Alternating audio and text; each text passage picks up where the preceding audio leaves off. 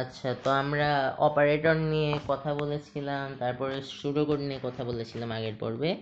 এবার আমরা কথা বলবো ইনডেন্টেশন নিয়ে। ইনডেন্টেশন কাকে বলে? পাইথনের কোনো স্টেটমেন্ট বা কোডের পূর্বে 4টি স্পেস সমপরিমাণ ফাঁকা রেখে কোড লেখাকে ইনডেন্টেশন বলে। সাধারণত while অথবা ফর লুপ, শর্তযুক্ত স্টেটমেন্ট, ইফ, ইলস, ইলিফ ইত্যাদি ব্লক স্টেটমেন্টগুলোতে ইনডেনশন ব্যবহৃত হয়। ইনডেনশন ঠিকমতো না হলে পাইথন প্রোগ্রাম এক্সিকিউট বা রান করবে না, বরং এরর বা ভুল দেখাবে। তাই পাইথন প্রোগ্রামে ইনডেন্টেশন খুবই গুরুত্বপূর্ণ ভূমিকা রাখতেও পারে। আচ্ছা, আমরা এবার পাইথন প্রোগ্রামিংয়ে ইফ শর্ত নিয়ে একটু কথা বলি।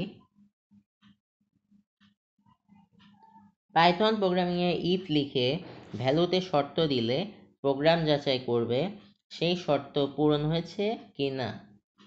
যদি শর্ত পূরণ হয় তাহলে ইফের অধীনে স্টেটমেন্টগুলো সম্পূর্ণ করবে, তবে এক্ষেত্রে ইফ স্টেটমেন্ট সেই ভ্যালুটিকে একবার যাচাই করবে। অর্থাৎ পাইথনে ইফ কন্ডিশন বা শর্ত মিলে গেলে এটি নির্দিষ্ট কাজ করবে, আর শর্ত না মিলে গেলে নির্দিষ্ট কাজটি করবে না। এরপর আমরা যেটা নিয়ে কথা বলবো সেটা হচ্ছে ইলিফ শর্ত কখন ব্যবহার করতে হবে। পাইথন প্রোগ্রামিংয়ে ইফ লিখে ভ্যালুতে শর্ত দিলে প্রোগ্রাম যাচাই করবে যে সেই শর্ত পূরণ হয়েছে নাকি হয়নি।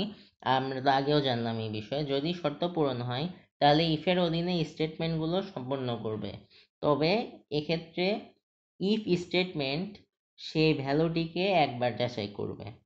কিন্তু একটি ভ্যালু যদি আমরা একাধিক শর্তের মাধ্যমে যাচাই করতে চাই তাহলে আমাদেরকে ইলিফ ব্যবহার করতে হবে। ইলিফ বানান হলো ELIF।